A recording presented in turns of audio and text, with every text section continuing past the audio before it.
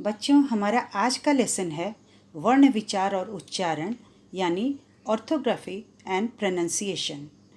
इसके पहले के पाठ में हमने ये पढ़ा था कि व्याकरण क्या होता है और हमने जाना था कि व्याकरण के द्वारा ही हम भाषा के शुद्ध रूप को समझ पाते हैं, बोल पाते हैं और लिख पाते हैं। हमने तब यह भी देखा था कि व्याकरण के 3 अंग होते हैं: वर्ण विचार, शब्द विचार और वाक्य विचार। आज के पाठ में हम व्याकरण के पहले अंग यानी वर्ण विचार के विषय में जानकारी हासिल करेंगे। बच्चों, अपनी पुस्तक में देखिए, पाठ के पहले पृष्ठ पर कुछ वर्ण दिए गए हैं। चलिए इन्हें पढ़ते हैं और देखते हैं कि ये क्या संदेश दे रहे हैं। क, कम बोलो। ख, खाली मत बैठो। ग, गंदगी मत करो। घ, घमंड मत करो। च, चिंता चिता समान है। छ, छल कपट से दूर रहो। ज, जीव जंतुओं से प्रेम करो। झ, झूठ मत बोलो। ट, टोका टाकी मत करो। ठ, ठगो मत। तो इस प्रकार हमने देखा कि हम जो भाषा बोलते हैं, बातचीत करते हैं, उसमें आने वाला हर वर्ण कुछ न कुछ कहता है। जब इन वर्णों को हम लिखकर प्रयोग करते हैं तब वह लिपि कहलाती है। हर वर्ण के लिए निश्चित चिन्ह हैं, जैसे अ, आ, क, ख आदि। तो इस प्रकार हम कह सकते हैं कि वर्ण भाषा की सबसे छोटी इकाई है। वर्णों के और खंड नहीं हो सकते। अब आता है वर्णमाला। तो वर्णमाला क्या है? बच्चों, जिस तरह एक माला में मोती या फूल पिरोए हुए व्यवस्थित ढंग से लगे रहते हैं, उसी तरह वर्णों को शुरू से अंत तक व्यवस्थित रूप से लिखने पर हमारी वर्णमाला बनती है। आइए अब देखें वर्णों के भेद। वर्णों के 2 भेद होते हैं, स्वर और व्यंजन। जिन वर्णों का उच्चारण बिना किसी अन्य वर्ण की सहायता से किया जाता है, वे स्वर कहलाते हैं। जब हम इन स्वरों का उच्चारण करते हैं ना, तो हमारे मुख से बिना किसी रुकावट के हवा निकलती है। आप बोलकर देखिए, अ, आ, ई, उ, री, ए, ऐ, ओ तथा औ। स्वरों की संख्या 11 है। अब हम देखेंगे स्वरों के कितने भेद होते हैं। तो बच्चों, उच्चारण में लगने वाला समय जो है उसके अनुसार स्वरों के 3 भेद होते हैं: ह्रस्व स्वर, दीर्घ स्वर और प्लुत स्वर। ह्रस्व स्वर यानी जिन स्वरों के उच्चारण में बहुत कम समय लगता है, जैसे कि अ, ई, उ तथा री। अब दीर्घ स्वर यानी जिन स्वरों के उच्चारण में ह्रस्व स्वर से दुगना समय लगता है, उन्हें दीर्घ स्वर कहते हैं, जैसे आ, ई, ओ, ए, ऐ, ओ तथा औ। तीसरा है प्लुत स्वर। जिन स्वरों के उच्चारण में ह्रस्व स्वर से 3 गुना समय लगता है, वे प्लुत स्वर कहलाते हैं, जैसे ओम, हे राम, आ जाओ इत्यादि। अब है अनुस्वार। अनुस्वार का उच्चारण नाक से किया जाता है। इसका चिन्ह शिरोरेखा के ऊपर बिंदु के रूप में लगाया जाता है, जैसे अंत, संतरा आदि। मानक वर्तनी में पंचम वर्ण यानी अंग, इय, अण, न, म के स्थान पर अनुस्वार चिन्ह स्वर और व्यंजन के ऊपर लगाया जाता है। पंचम वर्ण यानी क वर्ग में आते हैं क, ख, ग, घ, अंग। तो आखिरी वर्ड क्या हुआ? अंग। वह होता है पंचम वर्ण। पंचम वर्ण के स्थान पर आजकल अनुस्वार के चिन्ह का प्रयोग किया जाता है। अनुनासिक। अनुनासिक यानी इसके उच्चारण में हवा नाक और मुख दोनों के दबाव से बाहर निकलती है और इसका चिन्ह चंद्र बिंदु के रूप में लगाया जाता है, जैसे कि चांद, नाद आदि। विसर्ग। विसर्ग का उच्चारण ह की तरह किया जाता है और इसका प्रयोग केवल तत्सम शब्दों के लिए होता है। तत्सम शब्द अर्थात वे शब्द जो संस्कृत से हिंदी में आए हैं, जैसे संभवतः, अतः, स्वतः, प्रातः आदि। अंग अह यानी अनुस्वार तथा विसर्ग को अयोगवाह भी कहा जाता है। आगत ध्वनि। औ की तरह इसका उच्चारण होता है और यह अंग्रेजी भाषा से हिंदी में आया है। इसका प्रयोग अंग्रेज़ी शब्दों को हिंदी में लिखते समय ही किया जाता है, जैसे doctor, toffee, coffee, stop, trolley आदि। आइए अब देखते हैं कि व्यंजन क्या होते हैं। तो जिन वर्णों का उच्चारण स्वरों की सहायता से किया जाता है वे व्यंजन कहलाते हैं। इनके उच्चारण में हवा अवरुद्ध होकर यानी कि रुक कर मुख से बाहर निकलती है। व्यंजन के भेद। उच्चारण के आधार पर व्यंजनों के 3 भेद होते हैं: स्पर्श व्यंजन, अंतस्थ व्यंजन और ऊष्म व्यंजन। सबसे पहले देखते हैं स्पर्श व्यंजन।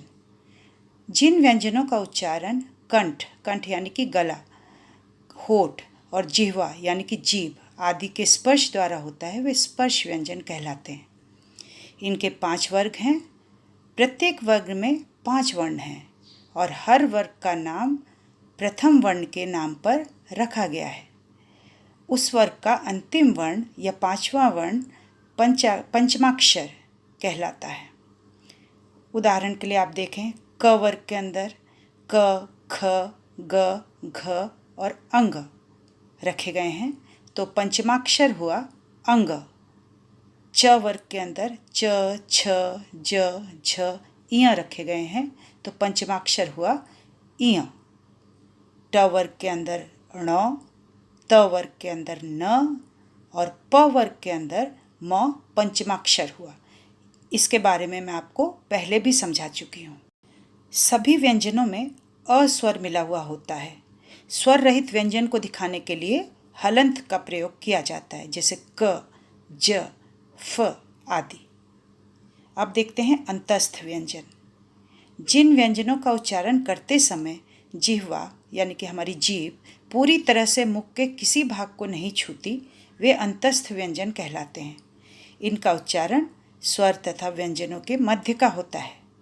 ये संख्या में 4 हैं: य, र, ल तथा व। तीसरा है ऊष्म व्यंजन।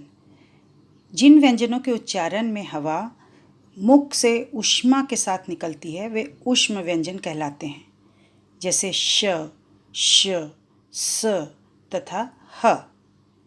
संयुक्त व्यंजन। संयुक्त व्यंजन यानी जब 2 या 2 से अधिक स्वर रहित व्यंजन आपस में मिलकर एक नया व्यंजन बनाए तो वे संयुक्त व्यंजन कहलाते हैं, जैसे क प्लस श इक्वल टू क्ष, कक्ष। ज प्लस इय इक्वल टू ज्ञ, यज्ञ। द्वित्व व्यंजन। जब एक स्वर रहित व्यंजन का समान स्वर रहित व्यंजन से मेल होता है तो वह द्वित्व व्यंजन कहलाता है। उदाहरण धक्का, बच्चा, मिट्टी इत्यादि। संयुक्ताक्षर। जब एक स्वर रहित व्यंजन का भिन्न स्वर रहित व्यंजन से मेल होता है तब वह संयुक्ताक्षर कहलाता है। उदाहरण कुम्हार, तुम्हारा, निम्न, प्रचार, प्रभात इत्यादि। और अब देखते हैं स्वर यंत्रियों में कंपन के आधार पर वर्णों के भेद। बच्चों, हमारे गले में एक स्वर यंत्र होता है। उच्चारण के समय इसमें कंपन होता है, ये कांपता है। तो इसके आधार पर वर्णों के 2 भेद होते हैं: सघोष वर्ण यानी कि जिन वर्णों के उच्चारण में हवा स्वर यंत्रिका से टकराकर बाहर निकलती है और घर्षण पैदा होता है, उन्हें सघोष वर्ण कहते हैं। इनमें 12 स्वर हैं और 22 व्यंजन। अघोष वर्ण, जिस वर्ण के उच्चारण में स्वर यंत्रिका में कंपन नहीं होता है उसे अघोष वर्ण कहते हैं। इसमें इसके अंतर्गत 13 व्यंजन आते हैं। आगे है उच्चारण में लगे प्रयत्न की दृष्टि से व्यंजनों के भेद।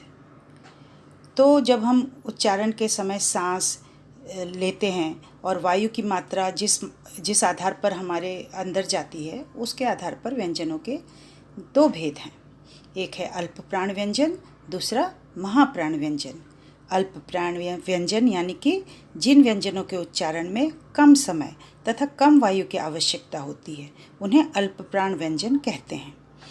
और महाप्राण व्यंजन यानी जिन व्यंजनों के उच्चारण के समय वायु अधिक मात्रा में व्यय होती है वे महाप्राण व्यंजन कहलाते हैं। आप उदाहरण देख सकते हो, क, ग, अंग, इनमें बहुत कम समय लगा लेकिन इसलिए ये अल्प प्राण व्यंजन हुए। लेकिन ख, घ, छ, इनके उच्चारण में ज़्यादा वायु की मात्रा लगी, तो इसलिए ये महाप्राण व्यंजन कहलाते हैं। अब आते हैं हम वर्ण विच्छेद पर। तो वर्ण विच्छेद क्या है? शब्द के वर्णों को अलग अलग करना वर्ण विच्छेद कहलाता है। बच्चों, हमें वर्ण विच्छेद करते समय कुछ चीज़ों पर ध्यान देना आवश्यक है। पहला, वर्ण विच्छेद करते समय हमें उच्चारण के समय वर्ण की ध्वनि जिस स्थान पर सुनाई पड़े, विच्छेद के समय उसे वहीं लिखें। और दूसरा, व्यंजनों के नीचे हलंत लगाएं, लेकिन स्वरों के नीचे नहीं। अगले पेज पर वर्ण विच्छेद के कुछ उदाहरण दिए हुए हैं, जैसे कि अमर, अ प्लस म प्लस अ प्लस र प्लस अ।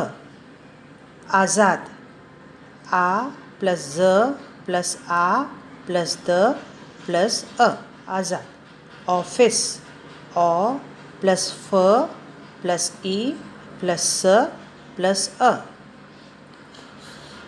तो बच्चों, ये थे वर्ण विच्छेद के कुछ उदाहरण। पूरे उदाहरण आप पढ़ लेंगे। और आज का पाठ मैं यहीं पर समाप्त करती हूँ।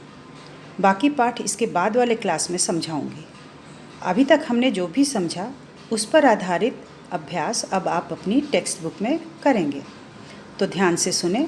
प्रश्न संख्या 2, 3 और 4 आप हल करें।